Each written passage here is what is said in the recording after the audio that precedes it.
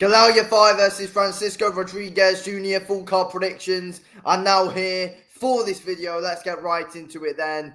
Breaking down all of the fights, starting with Ibrahim Suleiman versus Brian Phillips. I'm going with Ibrahim Suleiman to win this fight via decision. I think Ibrahim Suleiman's going up against his biggest test yet in Brian Phillips. Definitely, in my opinion, this is his biggest test of his career so far.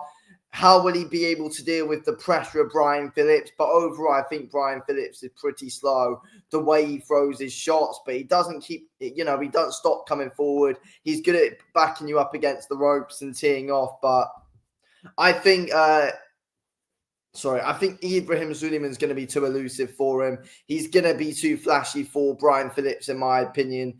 And yeah, Ibrahim Suleiman will win this fight pretty simply, in my opinion, on points. I feel like he'll probably, have a clean out as well via points decision. I think, it might take Suleiman like 1 or 2 rounds to really get into the flow of things in this fight.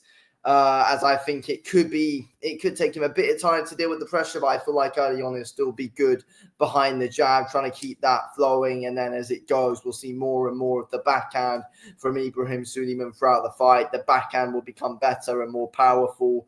But I don't think Suleiman will be able to stop Phillips. I think Phillips is going to be able to shut down that gap, though. And I feel like he's going to make it difficult for Suleiman to get full extension through his shots a lot of the time in this fight, to be honest with you. So I feel like that's something that could try and put Suleiman off a bit. And that is why it is a test. I feel like it is a test for Suleiman offensively, in my opinion. So, yeah, I think Ibrahim Suleiman will win. No, he should win the fight. I'm saying a points decision. Anyway, we then go to Pat Brown versus Ivan Duka. Pat Brown's second pro fight. I think that Pat Brown's going to win this fight via second round TKO. He went like 4 rounds in his last one, Pat Brown, but I feel like this one he needs to get Ivan Duka out of there quickly. And, it's because he's on the Manchester card in a few weeks' time. This is just one where, they're sticking him in there with Ivan Duka to just blow him out of there. Get another name added to the record and having another fight this year. They might as well just do that. I feel like it's right for Eddie Hearn to do that. So, yeah, Pat Brown needs to destroy this guy. He can't really afford to go too many rounds with Ivan Duka. Otherwise, the fight in a few weeks could be off. I think the fight to Manchester is going to be bigger and better for him than this one. This is one where, we can just put an entertaining blowout win on it, to be honest with you. And, have a good... early knockout win on the resume. So yeah, Pat Brown will win this fight. It'll be too much for Ivan Duka. Yeah, it should be pretty easy. And then we'll see him again in Manchester in 2 weeks. Okay, then we then go to the Conor Walker versus Liam Taylor fight. This is one which is actually a very, very, very bloody difficult fight to predict. And to be fair, this is probably my main event, to be honest with you. I feel like this will definitely be fight of the night. And it's one which could definitely go either way. It's one that's really difficult to pick between. But I'm saying that... who am I saying? I'm going to say Conor Walker wins. I was originally thinking Liam Taylor, but I'm going to say that Conor Walker wins this fight. I feel like he's going to eventually be too strong for Liam Taylor. I was thinking, to be fair, especially early as well, Liam Taylor could pick Conor Walker off behind that jab. But I don't think he hits hard enough to keep Conor Walker off him for 12 rounds. Walker's the champion, and I feel like he's got one of those styles where you can't rule him out of any fight whatsoever. But his volume's going to be too much for Liam Taylor. He's going to be way too aggressive for Liam Taylor. And he's too strong for Taylor. He's going to drain him out at some point in this fight, and he's eventually going to be able to beat him down. I don't think he'll stop Liam Taylor. But I think Liam Taylor's too simple for Conor Walker. I think Conor Walker's seen many styles like Liam Taylor's before, and he's beaten guys like Liam Taylor's style before. I feel like, Taylor's improving since he's improved since the Avanesian loss. I think, his level changes are good and he can be awkward here and there, but he's not keeping this up for 12 rounds. Conor Walker's going to get to him. He's going to eventually get a good rhythm going, get his shots flowing. Conor Walker's relentless. He's got very good cardio, ridiculous pace that he can fight at and keep coming at you and drain you in those clinches. And, you know, he is in the clinches quite a lot, but I feel like he has got a good and smart inside game, which he's going to be able to beat Liam Taylor with. Overall, Liam Taylor's the more skilled fighter out of the two, but Walker's just going to keep on coming forward, coming at him. Liam Taylor's not going to like it at all when Conor Walker's backing him up against those ropes and fully putting that pressure on him. So I'm going with Conor Walker. I feel like he's going to be too much for Liam Taylor, and he's just very good at managing the range and shutting it down. And there's no way Liam Taylor can keep Conor Walker off him for 12 rounds. Conor Walker's going to get to him. He's going to hurt him. Anyway, and I don't think Liam Taylor's going to be able to hurt Conor Walker to keep him off him. And I don't think he's skilled enough to keep a relentless fighter like Walker off him. That's my opinion. So Conor Walker, I think, will win. I'm going to say like a majority decision. I feel like it's going to be close. Anyway, then we go on to Peter McGrath versus Unot Baluta.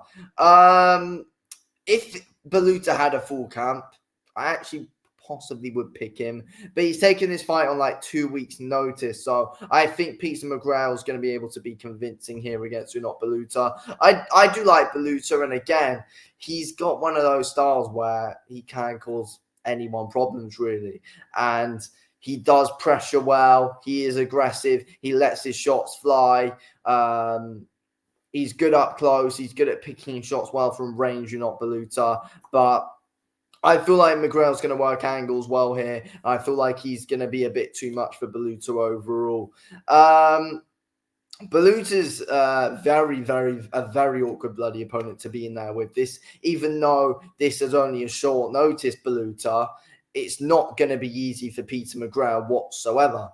And I feel like it's a very good step in for Shabbat Masood, in my opinion, who not Baluta. I mean, it's quite a bit of a level. It's a level down 100%. But again, it's just one of those styles in not Baluta where it can be difficult for anyone. And him and Shabazz are different styles. I feel like it's one where McGrath will struggle a bit, but he's going to be able to make Baluta walk onto quite a few shots, though, to be honest with you, and frustrate Baluta as we go. Yeah, I think McGrath's going to win a unanimous decision. That's what I'm saying, a unanimous decision for McGrath. I feel like he could end up frustrating Baluta, but Baluta's of course going to get success. Baluta always gets success in his fights, and he will win this fight, and he might have people at the edge of their seats at points, but no, I think Peter McGrath's going to win. I feel like he's going to be a bit too much. He's had a full camp as well. That's all on Peter McGrath's side. Yeah, I think Peter McGrath's going to win a UD. Anyway, we then go to our main event where we get Galal Yafai versus Francisco Rodriguez Jr. I'm going with Galal Yafai, but this is not going to be an easy fight whatsoever. Francisco Rodriguez, you know, he's been in there with guys like Ioka. He's been in there with guys like Nakatani. Yeah, he can be a problem in my opinion. He really can. But I feel like he's going to be a bit too wild for Galal Yafai. I think Yafai is going to be able to cut off that ring. I think Yafai is going to be able to beat him down. And, you know, he's had many fights now, Francisco Rodriguez. I think Galal Yafai is going to be able to get a stoppage win, but he's going to have to dig deep early on, in my opinion. I think Francisco Rodriguez will get success, but Galal Yafai will stop him.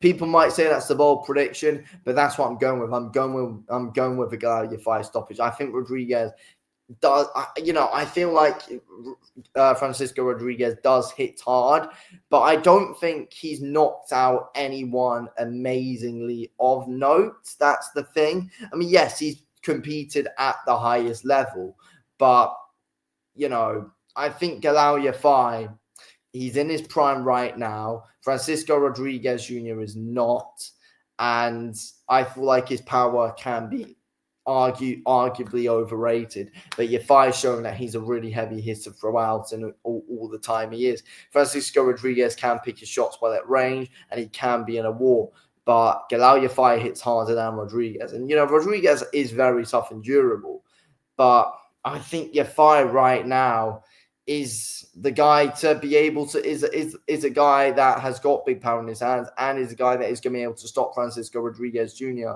And you know you've got Nakatani and Ioka who can't, but I feel like Galal Yafai is going to be able to set a statement here in this fight and really show how good he is and really start to push on to really become a world champion.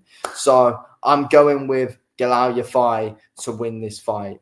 The 9th round TKO. Anyway, thank you all for watching. I'll speak to you all in the next one.